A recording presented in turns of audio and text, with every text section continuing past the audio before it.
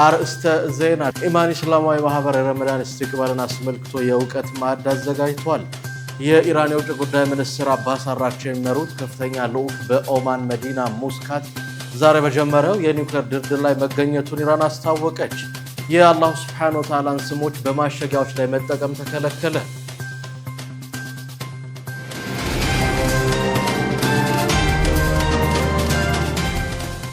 አሰላሙ አለይኩም ወራህመቱላሂ ወበረካቱ። ክብራትና ክብራን የነጃሺ ቲቪ የምሽት መረጃ ተመልካቾቻችን እንደምን አምሽታችኋል? ከመረጃዎቹ ጋር ሰኢድ መሐመድ ነኝ። አብራችሁን ቆዩ። ኢማን እስላማዊ ማህበር የረመዳን ኢስቲቅባልን አስመልክቶ የእውቀት ማዕድ አዘጋጀ። ኢማን እስላማዊ ማህበር በሚቀጥለው ቅዳሜ አዲሱ ገበያ አካባቢ በሚገኘው ስቴይ ኢዚ ሆቴል የረመዳን አቀባበል ፕሮግራም ያዘጋጃል። ለ23 ዓመታት በእስላማዊ የእውቀት ሽግግርና በጎ አድራጎት ተግባራት ህዝበ ሙስሊሙን ሲያገለግል የቆየው ኢማን እስላማዊ ማህበር የተቀደሰውን የረመዳን ወር አስመልክቶ ታላቅ የዳዕዋና የራት ፕሮግራም ማዘጋጀቱን ዛሬ በሰጠው ጋዜጣዊ መግለጫ አስታውቋል። የራት ፕሮግራሙ በተቀደሰው የረመዳን ወር የአብሮነትን ትስስር ለማጠናከር የበጎ አድራጎት ተግባራትን ለማስተዋወቅ የማህበሩን ስኬቶች ይፋ ለማድረግና ኢስላማዊ ዕውቀቶችን ለማስፋት ያለመ መሆኑን የማህበሩ ስራ አስኪያጅ እስማኤል እድሪስ ገልጸዋል። በፕሮግራሙ ላይ ታላላቅ ዱዓቶች፣ ታዋቂ ሰዎች፣ የክብር እንግዶችና ከ800 በላይ ታዳሚያን ይገኛሉ ተብሎ ይጠበቃል። በተቀደሰው የረመዳን ወር አብሮነትን ለማሳየትና ኢማን እስላማዊ ማህበርን ለመደገፍ በፕሮግራሙ ላይ መሳተፍ ለምትፈልጉ ሁሉ ትኬቶቹ ፒያሳ ኤሌክትሪክ ወርልድ ህንፃ 3ኛ ፎቅ፣ ጀሞ ሰይድ ያሲን ህንፃ 3ኛ ፎቅ፣ ቤተል ተቋ መስጂድ 3ኛ ፎቅ በሚገኙት የኢማን እስላማዊ ማህበር ቢሮዎች ማግኘት ይችላሉ።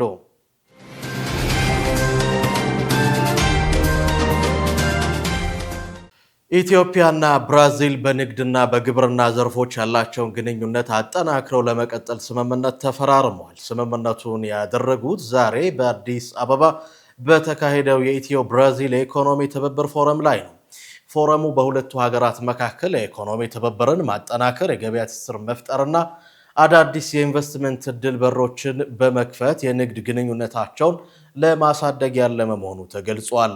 በፎረሙ ንግግር ያደረጉት የኢትዮጵያ ኢንቨስትመንት ኮሚሽን ኮሚሽነር ዶክተር ዘለቀ ተመስገን ኢትዮጵያ በአፍሪካ ቁልፍ በተባሉ ኢኮኖሚ ዘርፎች ላይ ትኩረት አድርጋ እየሰራች እንደምትገኝ ገልጸዋል። በዋናነትም በግብርና ነክ ኢንዱስትሪዎች፣ ማኑፋክቸሪንግና ንግድና ማዕድን፣ ታዳሽ ኃይል፣ ቴክኖሎጂ፣ ቱሪዝም፣ ሆስፒታሊቲ ላይ የተሰራ መሆኑን ለብራዚል ተሳታፊዎች ጠቁመዋል። በኢትዮጵያም በስፋት ኢንቨስት እንዲያደርጉ ጋብዘዋል። በተመሳሳይ በፎረሙ የተሳተፉት የንግድና ቀጠናዊ ትስስር ሚኒስትር ዶክተር ካሳሁን ጎፌ ኢትዮጵያ በአፍሪካ ቀጣይነት ያለው የኢኮኖሚ እድገት እያሳየች መሆኑን አስታውሰው ኢትዮጵያ ወደ ብራዚል ጥሬ ዕቃ ከመላክ ይልቅ እሴት በመጨመር ያመረተቻቸውን ምርቶች ትልካለች ብለዋል። በፎረሙ በኢትዮጵያ የብራዚል አምባሳደር ጆን ዳሪዮ በተለይም ግብርና ነክ ኢንዱስትሪ ዙሪያና የንግዱ ማህበረሰብ ድጋፍ ሰጪ ተቋማት ወደፊት የንግድ ትስስር እንዲፈጠርላቸው አስቻይ በሆኑ ጉዳዮች ላይ በጋራ ለመስራት የሚኖራቸውን የንግድ ግንኙነት አጠናክረው እንደሚቀጥሉ ተናግረዋል። ይህ ፎረም ኢትዮጵያ ወደ ዓለም የንግድ ድርጅት ለመግባት ለምታደርገው ጥረትና ከብሪክስ አባልነቷ ለምታገኘው የኢኮኖሚ ጥቅም ትልቅ ፋይዳ እንዳለው ይታመናል። ከዚህም በተጨማሪ ኢትዮጵያ ምርቶቿን ወደ ብራዚል በመላክ የንግድና ኢንቨስትመንት ትስስርን ይበልጥ አጠናክራ እንድትሰራ ይረዳታል ተብሏል። ሁለቱም ሀገራት የብሪክስ አባል መሆናቸው ይታወቃል።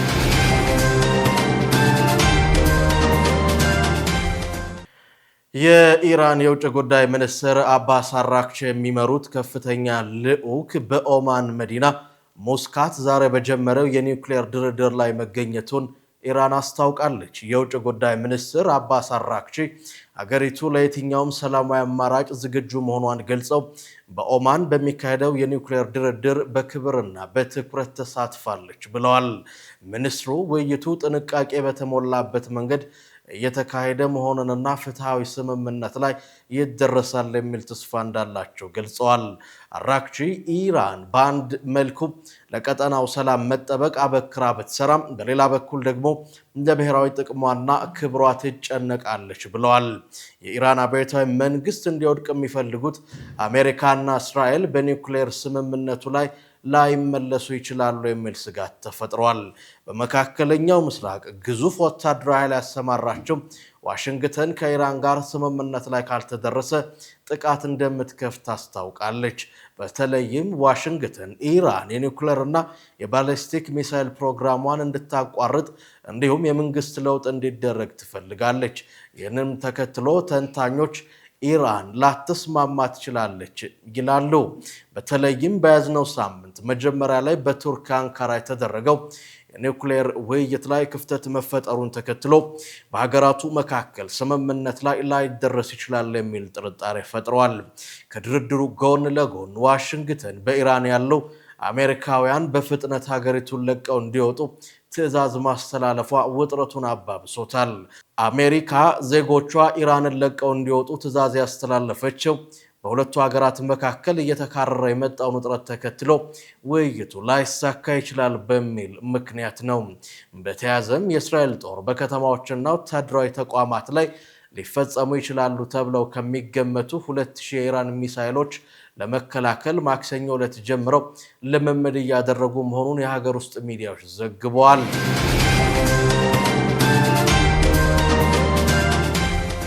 ጉቴሬዝ በአሜሪካና ሩሲያ መካከል የነበረው የኒውክሌር ስምምነት ማብቃቱን የምጽአት ጊዜ መጀመሪያ ብለውታል።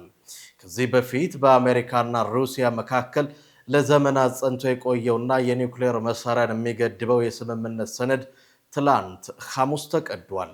ከዚህ በፊት የነበረው የኒውክሌር የጦር መሳሪያ ግንባታንና አጠቃቀምን በአብዛኛው ሙሉ በሙሉ እስከ ማገድ የደረሰ ስምምነት ነበር። ሁለቱ የኒውክሌር ኃይሎች እየተባሉ የሚጠሩት አሜሪካና ሩሲያ ምን ያህል የኒውክሌር ጦር መሳሪያ መታጠቅ እንዳለባቸውና ዓለም ተጨማሪ የኒውክሌር ጦር መሳሪያ እንዳይኖራት መከላከልን የሚያካትት ስምምነት ነበራቸው። የተመድ ዋና ጸሐፊ አንቶኒዮ ጉቴሬዝ አሜሪካና ሩሲያ እየተከተሉት ያለው መንገድ ዓለምን ወደ ኒውክሌር ጦር መሳሪያ ውድድር ያስገባታል ብለዋል። የሁለቱ ሀገራት ስምምነት ማብቃቱን ተከትሎ ለምድራችን የምጽአት ጊዜ መቁጠር ጀምረዋል ብለዋል። ጉቴሬዝ ሞስኮና ዋሽንግተን በአስቸኳይ ወደ ቀድሞ ስምምነት እንዲመለሱ ወይም የኒውክሌር ጦር መሳሪያ ገደቦችን የሚያጠናክር ስምምነት ላይ እንዲደርሱ ጠይቀዋል። ይህን ተከትለውም በአሜሪካ ከኒው ስታርት ስምምነት ካበቃ በኋላ ከሩሲያ ጋር የኒውክሌር ድርድርን እንደምትቀጥል አስታውቃለች።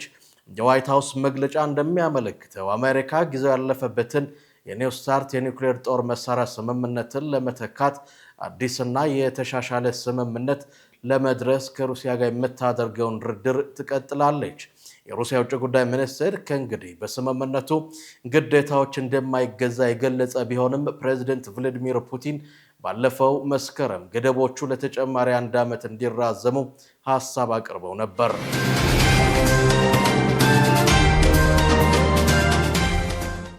የአላሁ ሱብሓነሁ ወተዓላ ስሞችን በማሸጊያዎች ላይ መጠቀም ተከለከለ። ሳውዲ አረቢያ 99 የአላህ ስሞችን በንግድ ምርት ማሸጊያዎች ላይ መጠቀምን ከልክላለች። የሳውዲ አረቢያ የንግድ ሚኒስቴር የንግድ ማሸጊያዎች አገልግሎት ላይ ከዋሉ በኋላ ስለሚጣሉ ይህንን ውሳኔ ማስተላለፉን አስታውቋል። እጅግ የተከበሩ የአላህ ሱብሓነሁ ወተዓላ ስሞችን አክብሮት ለመጠበቅና ለአግባብ መጠቀምን ለመከላከል የወጣው አዲሱ ክልከላ ተግባራዊ መደረግ ጀምሯል። እገዳው የሚመለከተው ከአገልግሎት በኋላ ለሚጣሉ የንግድ ቁሳቁሶች ብቻ ነው ተብሏል። የሃይማኖት መጽሐፍት፣ የትምህርት ቁሳቁሶች እንዲሁም በይፋ የጸደቁ የሃይማኖት ህትመቶች በዚህ ገደብ እንደማይካተቱ ተነግረዋል።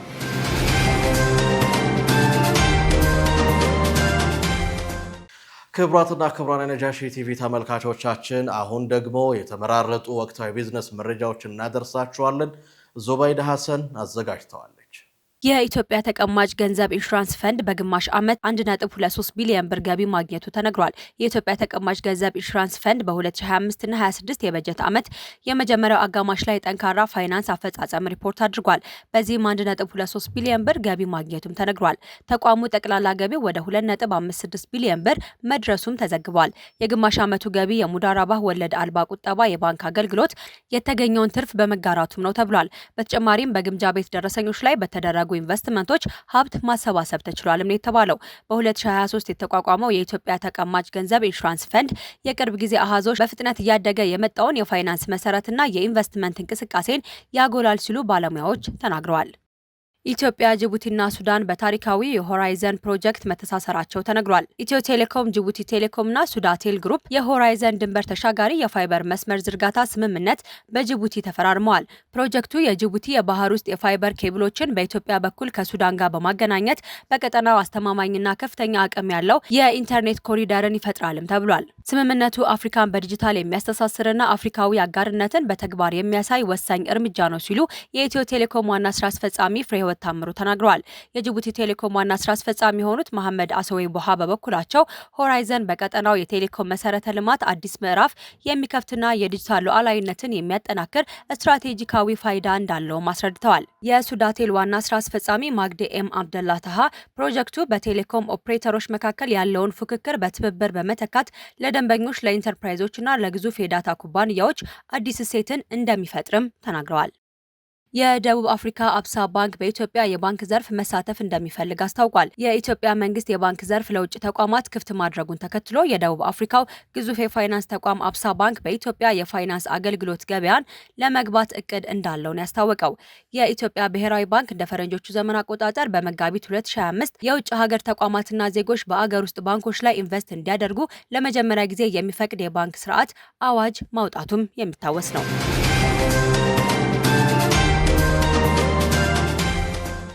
በመጨረሻም ሳምንታዊ የቴክኖሎጂ መሰናዷችንን እናደርሳችኋለን። ኢማን መሐመድ አዘጋጅተዋል። ወደ ቴክኖሎጂ መሰናዷችን ስናምራ እንቅልፍ ላይ ባሉ ሰዎች መካከል የተደረገ የመጀመሪያ ቃል ልውውጥ። ሁለት ሰዎች እንቅልፍ ውስጥ ሆነው ንቁ ህልም እያዩ ሳለ አንድ ቃል በተሳካ ሁኔታ መለዋወጣቸው ተመራማሪዎች ገልጸዋል። የጥናቱ ተሳታፊ በንቁ ህልም ላይ እያዩ መሆናቸውን የማወቅ ችሎታ ልምድ ያላቸው ሲሆን በእንቅልፍ ወቅት የአንጎላቸው እንቅስቃሴ በቀጥታ ከሚከታተሉ መሳሪያዎች ጋር ተገናኝተውም ነበር። የመጀመሪያው ህልም አላሚ ህልም ውስጥ መሆኑን ሲረዳ መሳሪያው በጆሮ ማዳመጫ በኩል ዚልክ የሚል ቃል ሲላክለት ሁለተኛው ግለሰብ ተኝቶ ያለ ቃሉን ሰምቶ መድገምም ችሏል። ጥናቱ ያካሄደው ተመራማሪዎቹ በካሊፎርኒያ የሚገኝ ሪምስፒ የተባለ ተቋም ውስጥ የሚሰሩ ሲሆን ይህ ስኬት በእንቅልፍ ምርምር ታሪክ ውስጥ ትልቅ ምዕራፍ ተደርጎ ተወስዷል። ይህ ስኬት በእንቅልፍ ወቅት ስለሚኖር ንቃተ ህሊና ያለንን ግንዛቤ የሚያሻሽል ሲሆን ለሕክምና፣ ለትውስታ ምርምር፣ ለክህሎት ልምምድና ነቅተን ካለንበት ሁኔታ ባሻገር ለሚኖሩ የወደፊት የመገናኛ ዘዴዎች አዲስ አድማስ ይከፍታል ተብሏል።